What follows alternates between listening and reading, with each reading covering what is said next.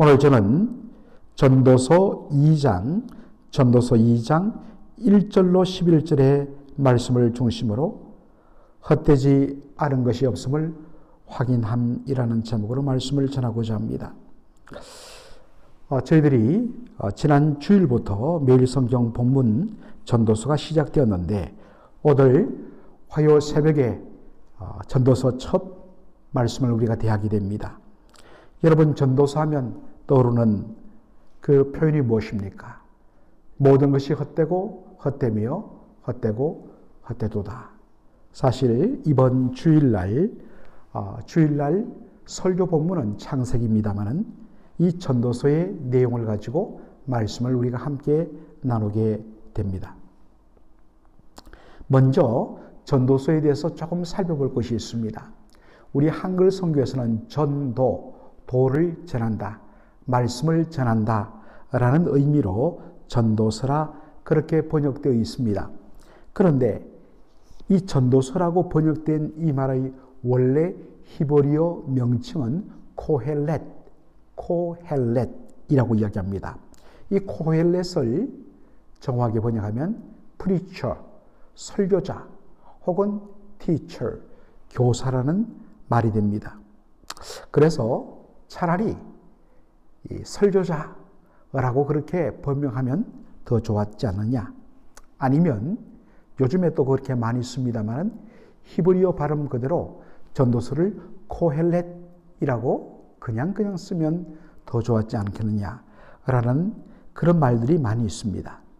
전도서 1장 1절을 보면 전도서를 쓴 저자에 대해서 이렇게 소개합니다. 다윗의 아들 예루살렘 전도자의 말씀이라. 물론 이에 대하여서 일부 다른 이야기를 하는 사람도 있지만은 대부분의 성경학자들은 다윗의 아들 예루살렘 왕 누구겠습니까? 바로 솔로몬을 가리키는 것입니다.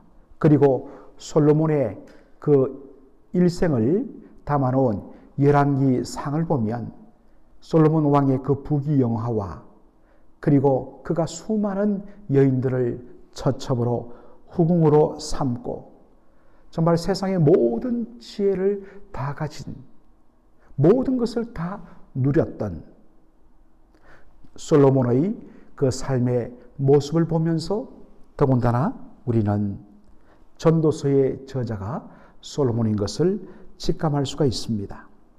오늘 본문에 보니까 솔로몬이 자신의 부귀와 지혜를 가지고 시험, 테스트한 내용입니다. 우리가 어떠한 것을 테스트해갖고 이것이 그런가 아닌 건가를 확인하기 위하여 우리는 시험, 테스트, 실험을 하게 되는 것이죠. 그래서 어떤 면에서는 시험보다는 실험이 더 맞을 것입니다. 전도서 2장 1절로 2절에 나는 내 마음에 이르기를 자 내가 시험적으로 너를 즐겁게 하리니 너는 낙을 누리라 하였으나 본적 이것도 헛되도다. 내가 웃음을 논하여 이르기를 미친 것이라 하였고 희락을 논하여 이르기를 저가 무엇을 하는가 하였노라. 자신이 가진 것을 통하여서 즐거움을 마음껏 누려봅니다. 흥을 유발하는, 재미를 유발하는 각종 재담, 아주 정말 재밌는 그러한 농담들, 유머들, 그리고 정말 마음을 즐겁게 하는 각종 그러한 유희들을 통하여서 정말 마음껏 웃고 마음껏 희락을 구해봅니다. 물론 재치있는 입담과 유희들을 통하여서 각종 쇼들을 통하여서 잠시 즐거움과 웃음과 환희를 맛보았습니다. 그런데 그 시험, 그 테스트의 결과는 어떻습니까? 그 순간에는 기쁘고 그 순간에는 웃음이 넘쳤는데 돌아서면 마음이 오히려 더 허해지고 텅 빈 것 같은 그러한 심경을 느끼게 된 것입니다. 그래서 극단적으로 표현한 것이 뭐냐? 그것은 다 미친 짓이다 라고 그렇게 말합니다. 그 다음에 솔로몬이 시험 테스트 해본 것이 뭐냐면 술로 육신을 즐겁게 해본 것입니다. 그리고 지혜로 자신의 삶을 한번 그렇게 자신의 어리석음을 통제하면서 정말 지혜로운 삶을 한번 살아보자 라고 했던 것입니다. 그것이 3절에 나옵니다. 내 마음에 궁구하기를 내가 어떻게 하여야 내 마음의 지혜로 다스림을 받으면서 술로 내 육신을 즐겁게 할까? 또 어떻게 하여야 어리석음을 취하여서 천하 인생의 종신도록 생활함에 어떤 것이 쾌락일지를 알까요?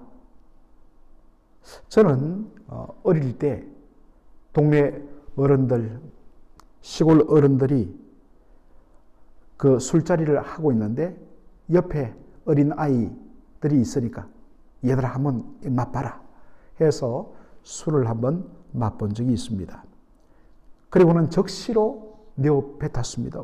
막 어른들이 아니 그 아까운 것을 왜 뱉어 그 좋은 것을 하면서 막 웃는 것이었습니다.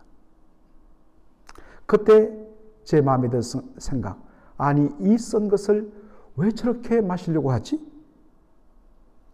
그런데 술을 좋아하는 사람들은 술이 들어가면 마음을 기쁘게 하고 그리고 세상의 근심 걱정을 잠시 잊고 그렇게 살아갈 수 있다고 생각합니다. 그러나 어떻습니까? 술에서 깨어나면 머리가 아프고 속이 쓰립니다. 현실은 하나도 달라진 것이 없습니다. 결코 술로서는 해결될 수가 없는 것입니다. 그리고 이것은 중독성이 있어서 그 다음에는 좀 더 강하고 좀 더 도수가 높은 것으로 그렇게 나가게 되어 있습니다. 결국에는 중독이 되는 것이죠. 지혜로 그 다음에는 어리석음을 통제하면서 정말 내가 이 땅에 살면서 한번 가치 있는 삶을 살아보자 그렇게 결심하고 살아봤다는 것입니다. 그런데 나중에 발견한 것은 지혜로운 삶이나 어리석은 삶이나 별 차이가 없더라는 것입니다. 한 가지 아쉬운 것은 우리 한글 성경에는 전도서 2장 3절을 뭐뭐뭐 할까 하여 라고 그 다음 문장과 연결되는 것처럼 그렇게 표현합니다. 그렇지 않습니다. 원문 성경과 영어 성경은 3절 한 문장으로 끝납니다. 그리고 4절부터는 다른 내용입니다. 4절로 9절 보면 솔로몬이 자신의 생애를 통하여서 직접적으로 경험한 것을 정리해 놓았습니다. 정말 어마어마한 것들을 그가 만들었고 그리고 역대 그 어떤 왕들보다도 더 많은 소유를 가지게 되었습니다. 8절에 보니까 주변 나라를 복속시켜서 그 나라의 왕들로부터 종을 받았고 이스라엘 각 지방으로부터 각종 곡물과 세금을 통하여서 어마어마한 재산을 형성했습니다. 열왕기상 4장에 보면 솔로몬 시대의 그 부귀영화 풍요로움을 이렇게 묘사합니다. 당시 은은 길가에 굴러다니는 돌처럼 흔했고 백향목은 바로 밭의 뽕나무처럼 흔했다라고 그렇게 묘사를 합니다. 그리고 솔로몬은 정말 인생의 쾌락을 즐기기 위하여서 물론 정치적인 목적에 의해서 결혼 동맹으로 수많은 어떤 외국의 공주들도 아내로 맞이해드렸지만은 그는 1000명 가까운 그러한 비빈들, 후궁들을 거느려 봤습니다. 그 가운데 정말 인생의 쾌락을 다 누려봤습니다. 전도서 2장 9절에 보니까 솔로몬의 지혜가 여전함을 보여줍니다. 그리고 10절 보면 이렇게 표현합니다. 내 눈이 원하는 것, 내 마음이 하고 싶어하는 것을 하나도 금하지 않고 막지 않았다.